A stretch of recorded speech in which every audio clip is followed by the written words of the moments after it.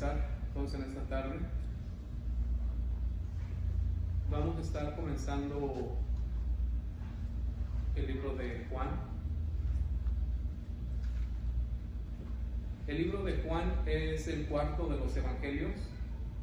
Los que no están familiarizados, la Biblia se divide en dos, el Antiguo y el Nuevo Testamento. Una vez entrando al Nuevo Testamento, los 4 primeros libros se llaman los Evangelios o las Buenas Nuevas. Los 4 Evangelios hablan de Jesucristo, del Mesías. Es básicamente la historia del Mesías en los primeros 4 libros del Nuevo Testamento. El libro de Juan es muy distinto a los otros 3 libros que viene siendo Mateo, Marcos y Lucas. Y es por eso que evangelísticamente casi siempre cuando una persona no conoce del Evangelio o no conoce de la palabra de Dios, casi siempre los mandamos al libro de Juan primeramente. El motivo de mandarlos a ese lugar es porque Juan, el apóstol, primero discípulo de Jesucristo, después de la resurrección de Jesucristo a los discípulos se les llama apóstoles. Entonces Juan tiene una teología mucho más avanzada que los otros 3 discípulos. Al decir teología me refiero a un conocimiento de Dios mucho más avanzado. Podemos mirar en Mateo, en Lucas y en Marcos que cuando se expresan de Jesucristo, a pesar de que hay milagros, a pesar de que hay muchas enseñanzas, no utilizan el tipo de idioma que Jesucristo hablaba en las últimas semanas de su vida. Los últimos 10 capítulos del libro de Juan tratan solamente de la última semana en que Cristo estuvo vivo.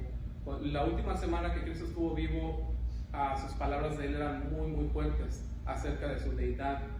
¿Qué es deidad? El proclamarse a sí mismo deidad quiere decir hacerse a sí mismo Dios. Deidad es decir Dios. Entonces, cuando nosotros tenemos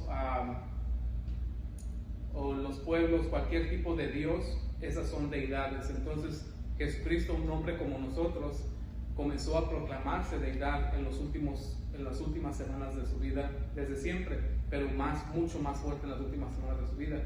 Y cada que Cristo hablaba, no solamente hablaba por hablar, sino que después hacía un milagro para confirmar que lo que él estaba hablando era verdadero.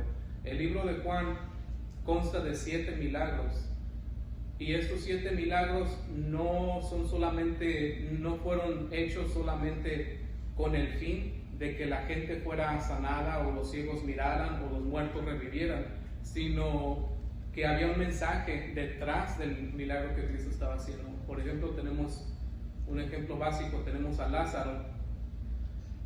Jesucristo estaba diciendo: yo soy la resurrección y la vida. Estaba diciendo que él era la luz de los hombres. Y Lázaro muere. Y no solamente muere, sino que Jesucristo a propósito se espera 3 días más hasta que el cuerpo de Lázaro se descomponga, se engusane y empiece a dar mal olor. Y cuando el cuerpo de Lázaro está descompuesto, Jesucristo comprueba lo que estaba hablando, que Él es la resurrección y que Él es la vida, que Él es la luz de los hombres. Entonces Él va y llama a Lázaro y Lázaro resucita. Esa es la teología de Juan. Es bastante fuerte.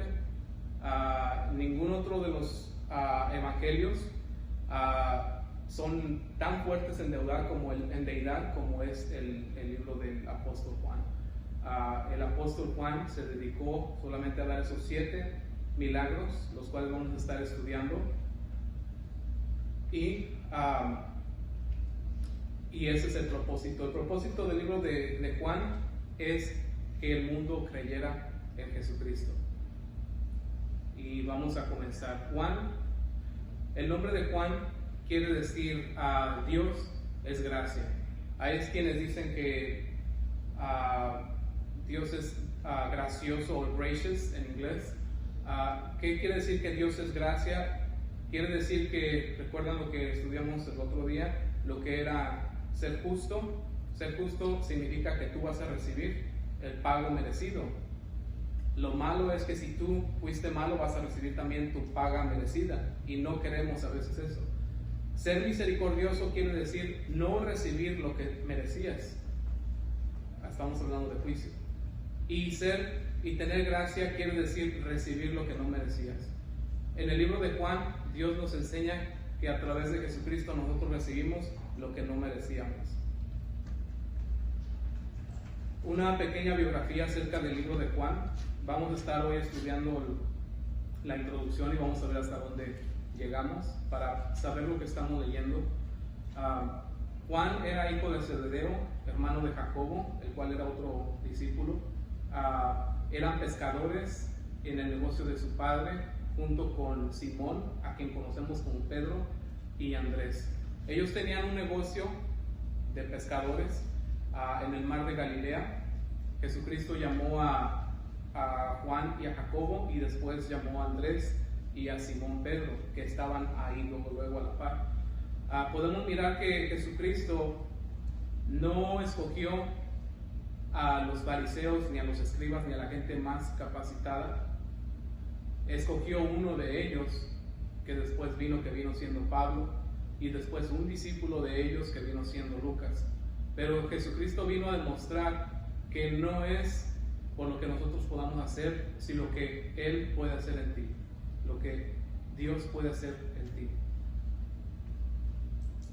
Juan fue obispo o pastor de Éfeso entre 20 y 25 años después de la muerte de Jesucristo. Él se dedicó a pastorear a la ciudad de Éfeso. La ciudad de Éfeso era la que tenía un gran templo. Todos los de Éfeso, los efesios, eran feligreses de la diosa Diana. La imagen de la diosa Diana según la leyenda, había caído del cielo, y porque la imagen de la diosa Diana cayó del cielo, todos la adoraban. Entonces Juan tuvo mucha persecución, y todos los cristianos en Éfeso, por la idolatría de la diosa Diana. Juan fue escrito en el año 95, del año 85 al año 90 después de Cristo. Eso es lo que se ha considerado tradicionalmente, aunque creemos que es mucho más pronto de eso. El año 70 fue cuando Roma conquistó a Israel y dejó de ser una nación. Ninguna otra nación ha resucitado sino Israel. Israel dejó de ser una nación después del año 70 después de Cristo, y el motivo de que Dios permitió que Roma destruyera por completo a Israel fue porque rechazaron a su Mesías, a Jesucristo. Entonces, en las profecías en el Antiguo Testamento, que después algún día estudiaremos, podemos mirar que lo que dice los profetas a través de Israel, acerca de Israel, que dice: ninguna nación ha resurgido en la tierra. Y sí, ninguna nación en toda la historia de la tierra ha vuelto a surgir. Cuando las naciones dejan de ser o son destruidas para siempre. Nunca vuelven a ser. Mas sin embargo, Israel volvió a ser en el año de 1947. Por eso dijo Jesucristo: miren y estén atentos. A través del Antiguo Testamento, la Biblia se refiere a Israel como un sinónimo de la higuera. Y Jesucristo dijo: miren que cuando la higuera ya está lista y sus hojas empiezan a brotar, es que el final está cerca y está a las puertas. La nación de Israel volvió a ser en 1947. ¿Y qué es lo que nos dice las profecías del Antiguo Testamento? Que el final de esta época o de esta era está cerca y está a las puertas.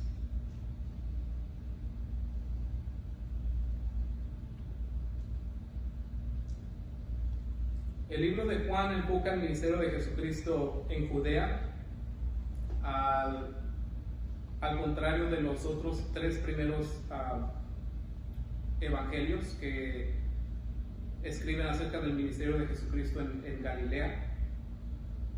A los otros tres evangelios se les llama sinópticos porque son muy generales y son muy parecidos entre sí.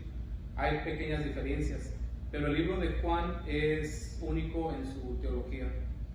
Muchos escépticos han atacado fuertemente el libro de Juan, porque en el libro de Juan es exactamente donde Jesucristo en cierta ocasión dice, cuando le pregunta a Andrés, muéstranos al Padre y nos basta. Y Jesucristo contesta y dice, tanto tiempo hace que estoy con ustedes y todavía no me conocen. Entonces, esa era una proclamación muy fuerte de deidad a través de Jesucristo. Y por lo mismo, muchas sectas a través del tiempo han estado atacando el libro de Juan.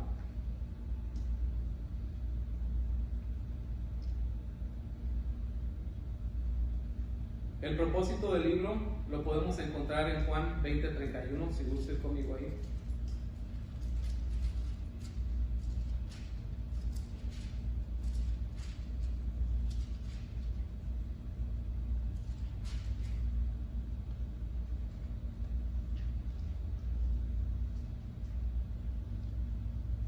Hablando de las señales y de los milagros de Cristo, dice, pero estas se han escrito para que creáis que Jesús es el Cristo, el Hijo de Dios, y para que creyendo tengáis vida en su nombre. Quiere decir que cuando Juan escribió esto, dijo, muchas señales más hizo, pero escribí estas para que ustedes crean que Jesucristo es el Hijo de Dios, y que para creyendo en Él, ustedes tengan vida. No sé si se han fijado, pero siempre en eso de la vida, de buscar la vida, nosotros siempre tratamos de buscar vida en todas las cosas, pero no la encontramos.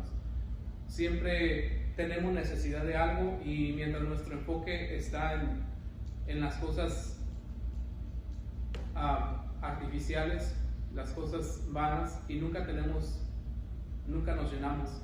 Y eso es porque la perspectiva está al revés. Aunque son necesarias las cosas del mundo, muchas cosas del mundo son necesarias, pero si están en un mal orden, no las vamos a disfrutar. Porque primeramente es el dador de vida, que es Jesucristo, y cuando lo tienes a Él, todas las demás cosas las puedes apreciar y las puedes vivir de una mejor manera.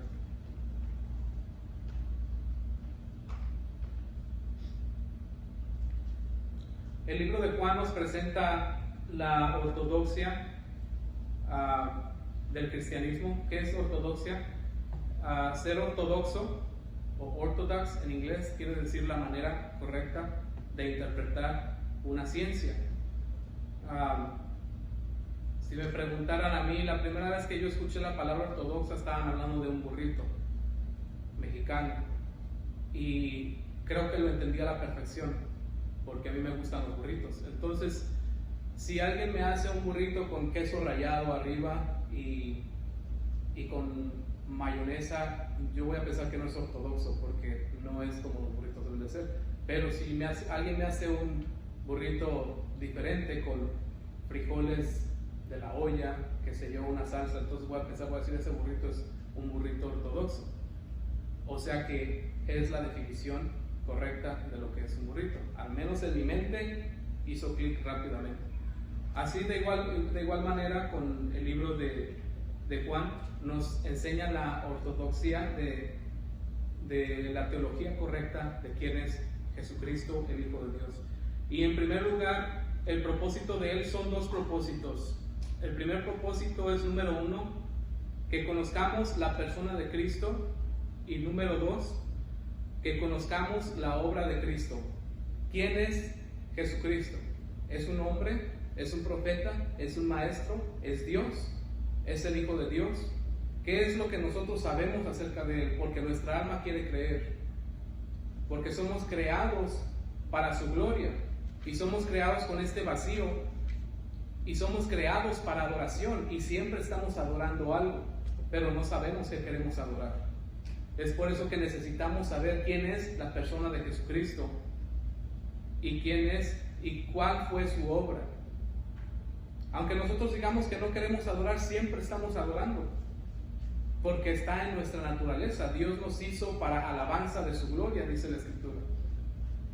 Y usted lo puede mirar, no necesita ser un creyente. Usted puede mirar que el mundo brinda adoración a diferentes cosas. siempre están adorando, siempre estamos adorando cosas. Worshiping en inglés. Y cuando nuestro worship no está correcto, es cuando nosotros vivimos una vida en miseria. Que conozcamos a la persona de Cristo y dos, que conozcamos la obra de Jesucristo. A través de todo el libro vamos a estar entendiendo esto más y más. Hay 7 milagros grabados en el libro de Juan. Ya sé, cuando yo me di cuenta también me puse un poco triste. Yo quería que hubiera unos 30 o 40, pero solamente hay 7. Y son necesarios. Por eso puso Juan que muchas más señales hizo, pero estas fueron escritas para que ustedes crean.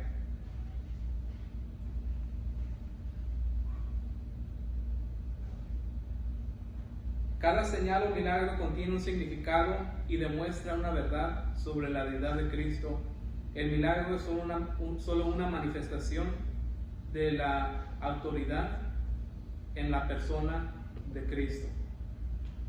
El primer milagro que se encuentra registrado en Juan es convertir el agua en vino.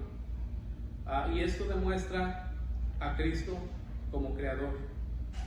El segundo milagro es sanando al hijo de un noble y demuestra a Cristo como sanador. El tercer milagro, sanando a un cojo y demuestra a Cristo como restaurador. El cuarto, alimentando a 5,000 hombres con sus familias, y esto demuestra a Cristo como proveedor. El quinto, caminando sobre el agua, y esto demuestra a Cristo como protector de toda tormenta. El sexto, sanando un ciego, demuestra a Cristo como la luz. El séptimo, levantando a Lázaro de entre los muertos, y demuestra a Cristo como el dador de vida. Una de las palabras más invasivas en el libro de Juan es la palabra creer. Se encuentra 98 veces en el libro de Juan. Siempre es acerca de creer y creer. El creer en Jesucristo puede ser instantáneo, pero no necesariamente. Nuestra capacidad, nuestro potencial de creer en Dios, hablábamos el domingo pasado acerca del mayor mandamiento, que es amar a Dios con todas nuestras fuerzas, con todo nuestro corazón, con toda nuestra mente y con toda nuestra alma. Y entendimos que para amar a Dios no necesariamente tenemos que sentir lo que sentimos con una pareja, sino que es un amor que nos hace evaluar a la otra persona como superior a sí mismo, como nosotros amamos a nuestros hijos. De la misma manera, creer. El creer, nuestra fe es despertada, es alimentada, es enforzada y es confirmada. Son 4. Nuestra fe es despertada, es alimentada, es enforzada y es confirmada. El día de hoy estamos aquí nosotros y sentimos o creemos que tenemos fe, pero en realidad las buenas noticias es que nosotros tenemos el potencial de tener más fe. ¿Y cómo es que eso va a acontecer? Lo vamos a mirar. Los discípulos creían y ya sabían y ya habían creído en Jesucristo, pero solamente hasta sus capacidades. Y nunca se imaginaron que ellos creerían superiormente a lo que ellos ya estaban capacitados en creer o en su capacidad de fe. Por ejemplo, tenemos a Natanael, el discípulo. No sé si recuerdan, cuando Cristo lo llamó, le dijo: te miré debajo de una higuera. Y le dijo: ¿de dónde me conoces tú? Entonces él creyó que Jesucristo era el Mesías y que era el Rey de Israel, cuando se dio cuenta que el hombre que estaba enfrente de él era omnisciente o tenía conocimiento de todas las cosas. Los discípulos en muchas ocasiones se dieron cuenta que Jesucristo podía entender los pensamientos inclusive de sus enemigos, de los fariseos. Cuando Jesucristo hacía una pregunta, Él ya sabía las respuestas, solamente las hacía manifiestas. Nunca jamás ningún hombre en toda la historia de la tierra ha caminado sobre la faz de esta tierra semejante a Jesucristo. En ninguna religión del mundo entero hay un personaje que se le parezca, ni siquiera se le llegue a lo mínimo a Jesucristo. Jesucristo dividió la época del mundo en dos, antes de Cristo y después de Cristo, porque nunca ha habido un hombre como Él. Inclusive tenemos información de fuentes no cristianas acerca de Jesucristo. Yo tengo algunos libros de esos. Si usted gusta leerlos, después le puedo recomendar. No son libros cristianos, son libros antiguos de escritores de la época que hablaban. Inclusive hay uno que habla de un hombre en Israel, en Jerusalén, que tenía, para ellos era poderes mágicos. Pero ¿cómo le podemos? Es lógico que una persona que no cree en Dios pensaría que lo que Jesucristo hacía era hechicería, porque podía curar a los enfermos, porque hablaba con mucha autoridad. Y tenemos todos estos récords de fuentes no cristianas y no creyentes acerca de Jesucristo, lo cual nos enfuerza a nuestro creer que nunca ha habido un hombre como Él sobre la tierra.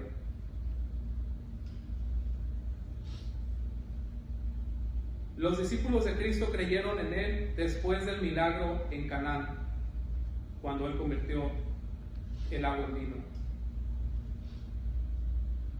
Y después de la resurrección, Juan miró la tumba vacía y creyó. Ahí mismo en Juan 28, vamos a leer.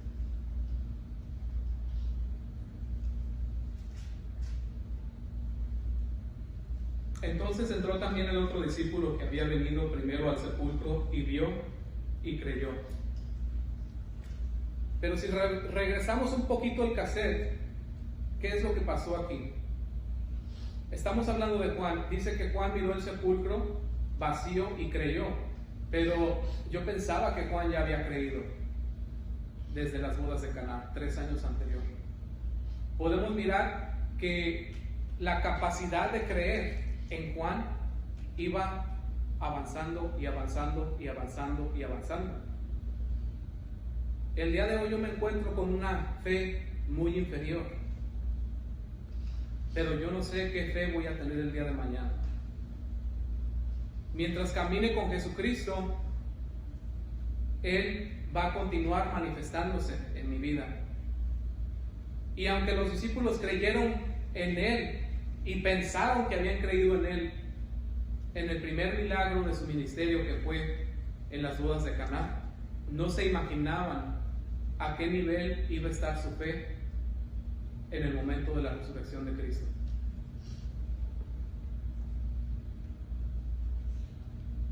Nosotros pensamos que el día de hoy creemos, y como dije yo, me puedo decepcionar de mi capacidad, de mi fe. Me encantaría creer más, me encantaría tener una fe que me hiciera mover mi vida alrededor de mi creencia. ¿Y cuántos de nosotros no desearíamos eso? El poder agradar a Dios en todo lo que hiciéramos. Pero encontramos siempre la barrera de la incredulidad y la barrera del pecado. Cuando confesamos nuestro pecado, estamos más cerca a Dios, pero a veces aún ahí queda la incredulidad. Y es necesario caminar con Jesucristo para que nuestra fe, ya ha sido despertada, necesita ser alimentada, enforzada y confirmada.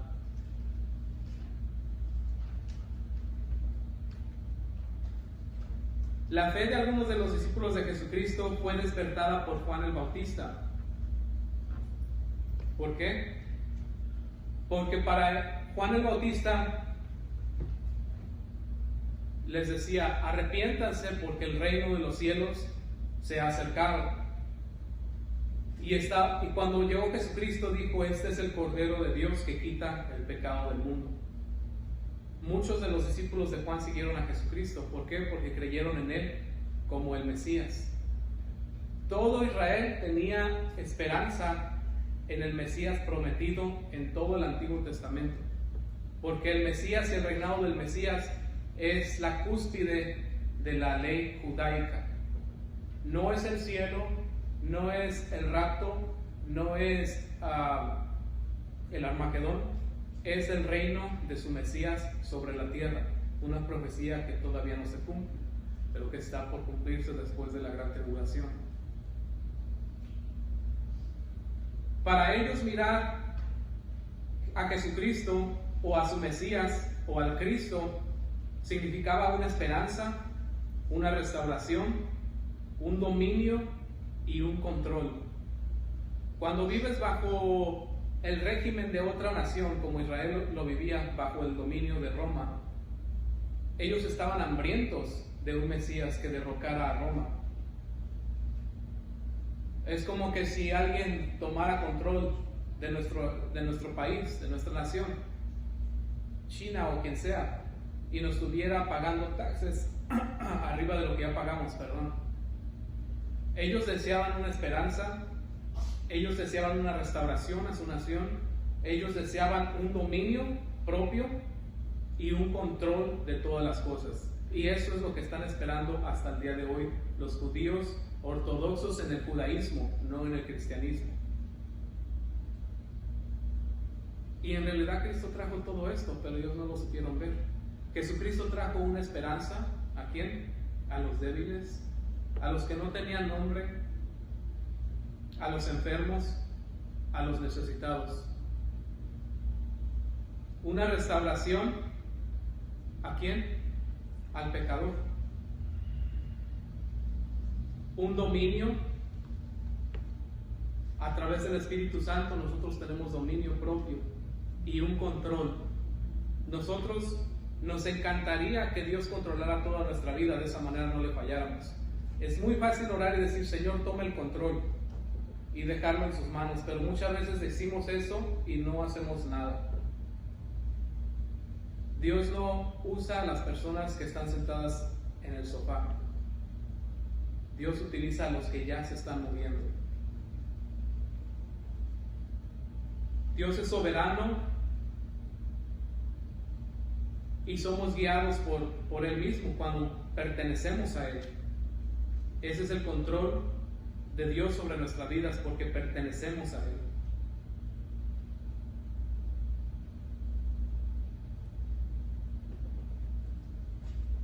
La diferencia de cuando nosotros tenemos a Dios en nuestras vidas y de no tener a Dios en nuestras vidas es que a ti no te puede pasar nada que Dios no permita. Y si algo malo permite en tu vida, quiero decir que porque tú ya tienes el poder de sobrellevarlo, es porque tú ya tienes la fortaleza de sobrellevarlo, y es porque te va a traer a un mejor fin. No podemos decir esto de toda la gente, porque desafortunadamente, como dice el libro de Juan, a los suyos vino, mas los suyos no le recibieron. Pero a todos aquellos que le recibieron y a los que creen en su nombre, les dio la autoridad legal de ser hechos hijos de Dios. En español dice la potestad, en inglés dice the right, y estamos hablando de una legalidad. Cuando nosotros recibimos a Jesucristo, legalmente somos hechos hijos de Dios, y como hijos de Dios, coherederos del reino, y nadie puede saquear a los hijos del reino, a menos que sea que Dios lo permita por algún fin superior, de acuerdo a Romanos 8:28, que dice que ninguna cosa nos sobrevendrá a menos que sea para nuestro propio bien.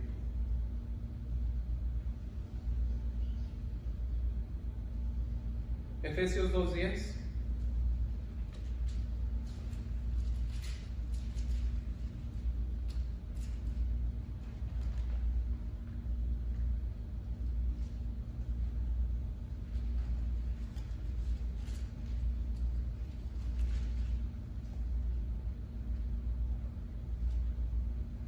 Dice, porque somos hechura suya, creados en Cristo Jesús para buenas obras, las cuales Dios preparó de antemano para que anduviéramos en ellas.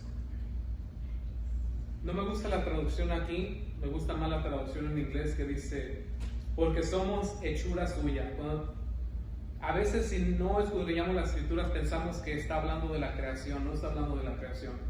En inglés dice, because we are his workmanship. Y esa es la misma palabra que utiliza el griego popular. Workmanship quiere decir, da la imagen o la idea de una persona, un craftsman o un carpintero, el cual toma un trozo de madera y empieza a trabajarlo. El trozo de madera que deja de ser común y comienza a tener un propósito y comienza a tener una imagen según el hombre que lo está trabajando le parece bien. Es el trozo de madera que deja de ser común, ahora tiene un propósito que estaba en la mente del carpintero aún antes de comenzar a trabajar en él, aún antes de tener el trozo de madera en su mano, la idea ya existía en el carpintero. A eso se refiere. Somos su hechura, su workmanship. Somos un proyecto de Dios en el cual está trabajando en nuestra vida. Y aquí está el propósito, creados en Cristo Jesús o en la fe de Cristo para buenas obras. Ahí está el propósito, dice, las cuales Dios ya preparó de antemano, nuevamente, antes de empezar a trabajar en nosotros, para que anduviéramos en ellas. ¿Te preguntas cuál es la voluntad de Dios? Ahí hay parte.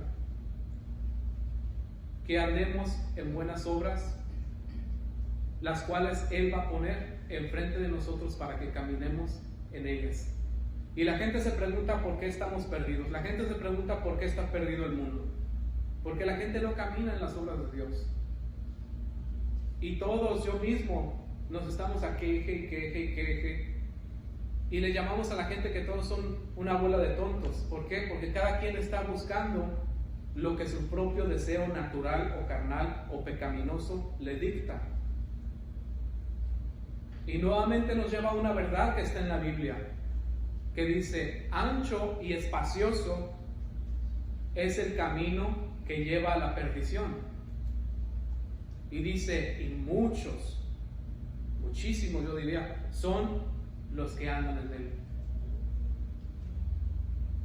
Pero el camino a la salvación es angosto. Buenas obras, dice ahí. No que las obras te vayan a salvar, es solamente la voluntad de Dios que andes en ellas. No que te van a salvar. Lo que te salva es la gracia de Dios y la sangre de Jesucristo. Y dice, y pocos son los que quieren trabajar para eso. O sea que Dios te quiere trabajando. Dios quiere que andes en obras que Él ya predestinó desde que tomó aquel tronco común, que era como cualquier otro, pero le empezó a dar una imagen y le empezó a dar una forma y le dio un propósito. ¿Y cuántos caminan en ese propósito? Muy pocos, dicen. Es angosto el camino que lleva a la salvación. Pero aunque sea angosto, tenemos que estar agradecidos que de menos hay un camino a la salvación. Y pocos son los que caminan por él. Y lo podemos ver todos los días en nuestra vida. Antes, 10 años atrás, cuando existía la moralidad común y la conciencia, ponías tu señalero cuando ibas manejando y la gente se detenía y te dejaba entrar porque el señalero, yo sé que ustedes no saben esto porque todos ustedes son jóvenes, pero antes el señalero quería decir, dame chance porque me voy a meter. Ahorita creo que ya no quiere decir eso, ahorita quiere decir, písale más recio. Si no se te mete eso es lo que quiere decir. Yo no sé cuándo la terminología cambió, pero lo podemos ver. Ancho y espacioso es el camino que lleva a la perdición.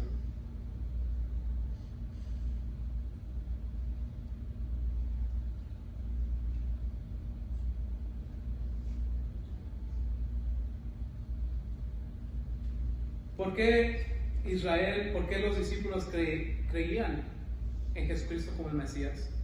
Porque el Mesías derrotaría a los enemigos de Israel, y esto despertó fe en los discípulos. A veces es necesario que Dios nos lleve a lugares donde nos sintamos humillados, porque cuando estamos en lo más bajo de nosotros, cuando reconocemos nuestro pecado y nuestra falta de Dios, no tenemos para ningún otro lugar para donde mirar, sino para arriba. Y a veces Dios utiliza eso para que reconozcamos y miremos que Él es el camino. Y nuestro ser nos dice que Él es verdad. Nuestro ser testifica que su palabra es verdadera, porque podemos entender nuestro bajo estado. Y nuestro intelecto nos da a entender que hay algo superior que este sistema en el que vivimos, que no puede ser lo máximo, que tenemos a la gente más inteligente y más preparada y son unos corruptos, y son abominables, y son buscadores de gloria y de poder, y les importa un cacahuate los demás. No podemos creer con tanto raciocinio que Dios nos dio que eso es lo mejor que tiene el hombre, que es lo superior, y que Dios no existe cuando hay un libro como este escrito. Porque la palabra misma testifica a nuestra alma que es verdad y nos hace creyentes en Jesucristo.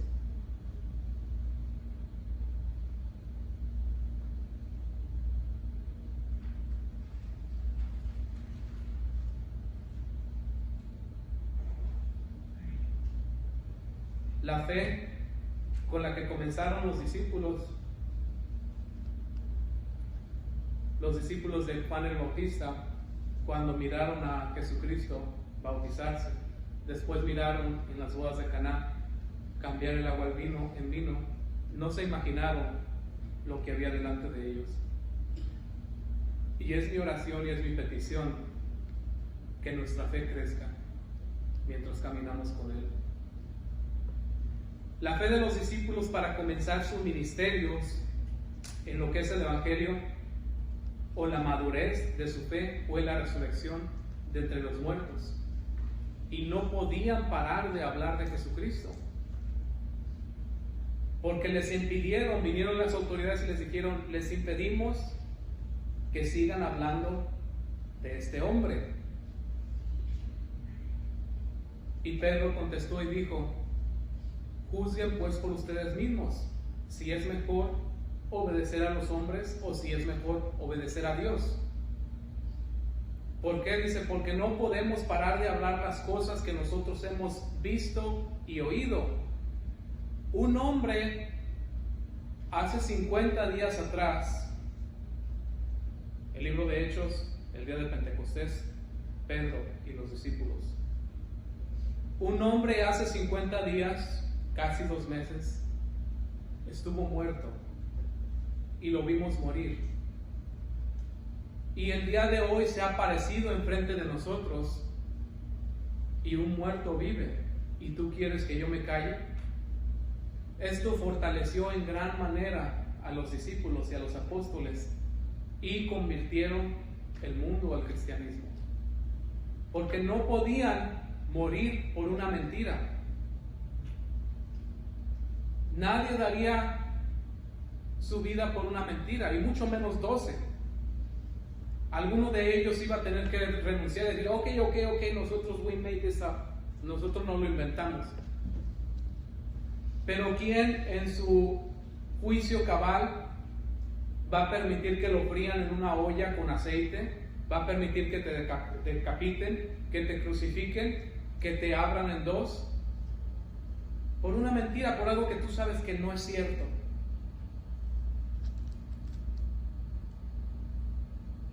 Eso no es lógico. Y esa es la fe que cambió el mundo.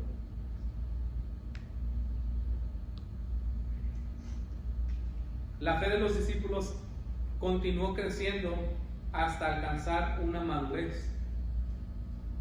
Pero mientras estuvieron vivos, continuó creciendo. La fe nunca va a parar de crecer. El día de hoy, 2020, tú te encuentras con una capacidad de fe, pero solamente Dios sabe la fe que tú vas a tener más adelante, mientras Él se siga manifestando en tu vida.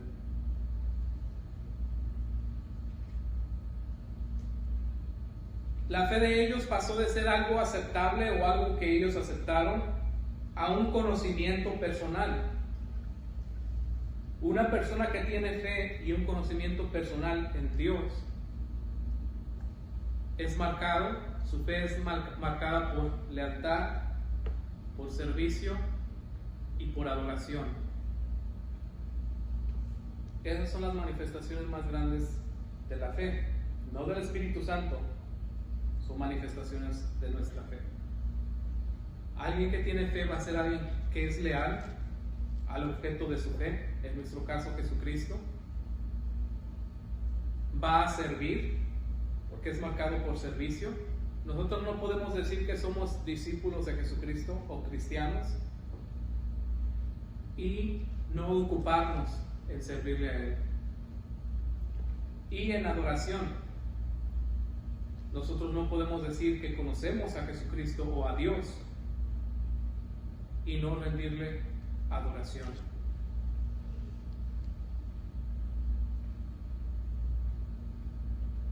Y aunque nuestra fe aumentará,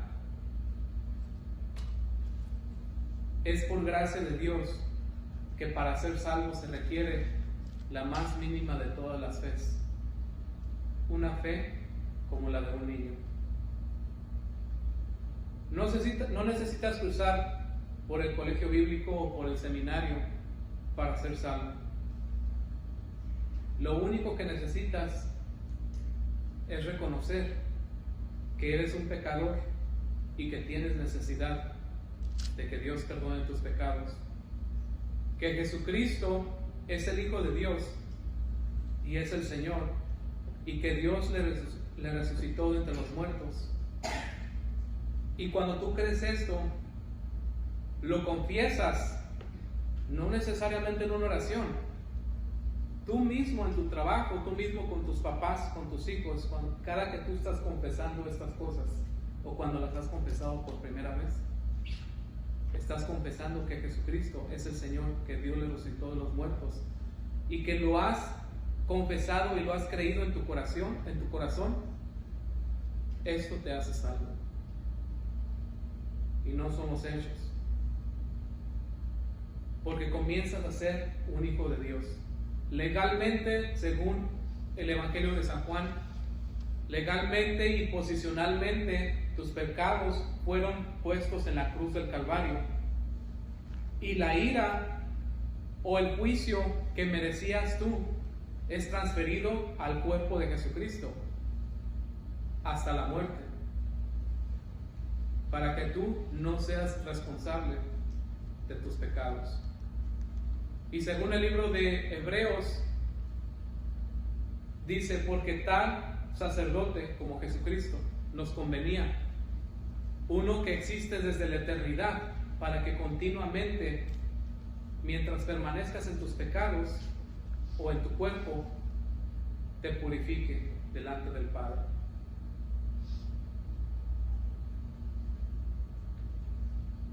Eso es todo lo que tengo para compartir. Es la introducción al libro de Juan. Próximo sábado vamos a comenzar el primer capítulo y vamos a mirar hasta dónde llegamos. Vamos a orar.